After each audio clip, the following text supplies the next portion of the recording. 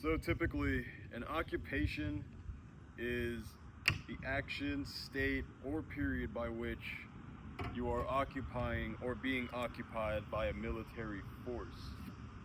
Oh fuck, I should measure twice. And cut once, huh? But the other definition of an occupation is a job or profession, which is the topic by which I want to talk about today. Because recently, in my life, I find myself with a lot of time working on projects such as this, and just overall enjoying life a little more, considering my occupation.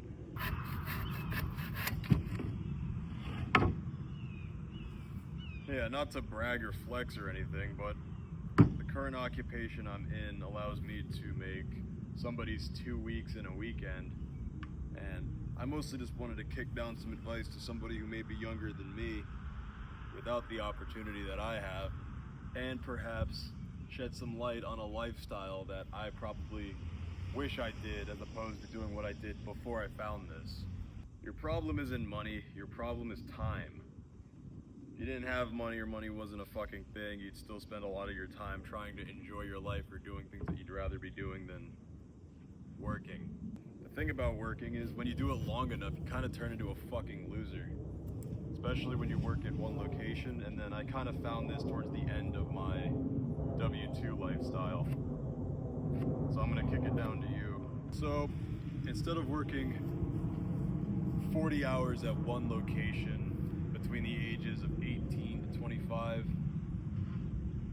I much rather would have worked 16 hours at 3 different locations twice a week. So what is that?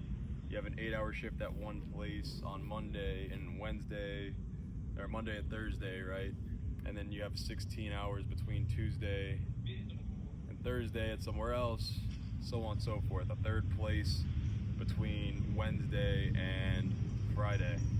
And then you get an off day somewhere in there, depending on your schedule. But I would fight militantly for this this work-life balance, because there's a great thing that comes with working at multiple places. Like your balls are a great one. I mean, that's like the main one as a dude.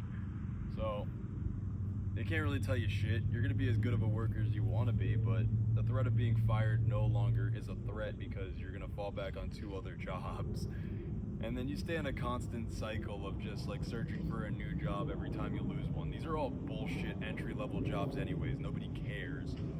So you get your balls back in that respect. The threat of getting fired is no longer a threat.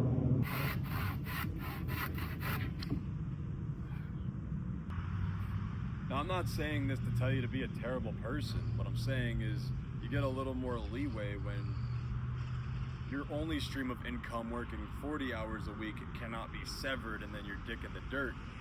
What I'm saying is you have a little more leeway, because if you're now fired from this place, you still have 2 more places you can work while finding another third place. I don't know if this has ever happened to you personally, but maybe you're there at the counter and you're just trying to do your fucking job, and somebody across the counter is being blatantly disrespectful. Like they mumbled their order and now they're gonna act like it's your problem when you ring it up or have trouble ringing it up, and then as you're ringing it up, the computer takes a little too long to fucking load, and they start blaming you for being slow and call you a retard and shit. But then when you have the one job, you can't get into an argument or talk shit to that guy, so now you just have to sit there and take it. Yeah, you don't gotta do that anymore. So with this extra little bit of wiggle room with multiple jobs, you're able to now, I don't know, argue with customers, fuck your coworkers, text at the drive-thru, or just on the shift in general. You don't have to do that. Let me hang out in the bathroom for an hour to skip an easy hour, you know? You could do all that shit and not be worried about losing your only stream of income. Why would you be worried? You have 2 other ones. That's the main thing too. They really grab you by the balls. They hold the idea of your only source of income being from this one location. So that's how they're able to just push you around and, you know, finger fuck you. So another benefit to this 3 occupation split throughout the week, I don't have a clever name for it yet, so, but the other benefit of this is variety. Most of the time when you work at one workplace for 40 hours a week non-stop for 6 months straight, maybe 3, maybe even a year, I don't know, maybe your patience is different than mine, you start to feel like it's a little samey. You get a little tired, you're not challenged, you're not enjoying yourself. It's all beat by beat, it's a repetition, it's a robot, and this is a recipe to just slowly ingrain habits of just being the same motherfucker forever. You don't want that as a young man. I'd recommend you get some variety in your life. Yeah, so you could work at a animal rescue over here, and a fucking movie theater over here, and a restaurant over here, or a clothing store over there, or a biochemist lab over there. Like, dude, no week is gonna be entirely boring for you when you couple that with the previous point of extra leeway and no threat of being fired. Yeah, so when you have these different locations, you get a little more variety in life. And I mean, if you're gonna have to work and you don't get the variety from just taking vacation days and traveling, yeah, this would help. Third point, it'll make you a more social being. You're gonna interact with a wider cast of characters. I mean, granted, you're limited to the cast of characters that are of the W-2 mindset, but every now and then you find a diamond in the rough and you're not necessarily talking to a W-2 worker. You're talking to somebody who's just using W-2 as a stepping stone, and you might meet one of the coolest fucking people of your life. Who knows? You could buy a very shitty video game with a terrible player controller, awful graphics, and a damage model that's questionable. Like, damn, did this guy even see what a gun does in real life? Type of shit. And then if it has a co-op mode though, and you play it with your friends, it actually becomes a fun time, and you two can roast the mechanics or the whole making of the situation. So I'd imagine the same thing applies to your workplace, man. It's not about what you're actually doing or the core of what you're doing, it's the people that you do it with.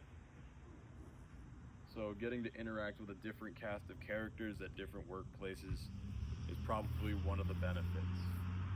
Thing is though, we're gonna talk about the how. So, very simple. You've applied for one job before. You've probably gotten the one job before. So yeah, just keep doing that over and over again until you're able to talk to somebody that's gonna give you the part-time position that you want on the days that you want. Your time is valuable. They want your labor. Don't let them dick you around. If you have a car, there's no real excuse unless it's like a 6-hour commute both ways, which is just retarded. You shouldn't do that. If you have to take public transportation or Ubers and shit, personally, I just recommend foregoing comfort and being houseless. Not homeless. Homeless is a state of mind, or like home is a state of mind, right? So if your home is where the heart is, you can really be wherever the fuck you want and not have an issue. You want to be houseless because having to stop back at a central location after every shift is a little rough and can be taxing. Whereas if you're houseless, you allow yourself some flexibility to just like, all right, I'm gonna take a quick nap here, I'm gonna take a shower at this gym, and then I'm gonna go to the next job, you know? And then you only gotta do this long enough to stack money to get yourself a car, and then you can sleep in the car. People really like to make sleeping in a car sound like a woe is me kind of thing, but honestly, it could be a very viable tactic. Obviously. So I went over the what, I went over the how, I think I went over the why and the what section. I'm not a very organized individual, but I'm free, so I can do whatever I want. So what I was talking about was the 3 occupation split of 3 W-2 jobs in part-time increments. And the why of it is so you can retain your balls as a man, have some variety in your life, interact with a larger cast of people, and then just ultimately feel a little more free. That's the why. The how, if you have a car, there's no excuse, sleep in that fucking thing. It's not too bad. You're not gonna be awfully off. The point of being 18 to 25 is that you can heal at an exponential rate, so the back pain will be fine. Just make sure you don't do it for too long. If you don't have a car, you just got to be a little houseless. Just forego comfort. That way you can be as comfortable as you want later on once you've saved your money. once you've made the connections you need to make more money and all that jazz. But this is all under the assumption that you're working entry-level bullshit jobs that are meant for slaves. Not slaves in the sense of like, oh, Andrew Tate, you gotta escape the Matrix type shit, but slaves in the sense that, dude, if slavery was still legal, these are the jobs that they would make the slaves do. Let's be real. So, at the core of it, it's working bullshit jobs. The best possible choice that you could do for yourself is, if you have to work a job, if you cannot generate a job for yourself and you have to work a job, do not work a bullshit job. Right? If you have an interest in firearms, maybe you should work at a pawn shop or a gun store instead of PacSun or Banana Republic. Why the fuck are you there?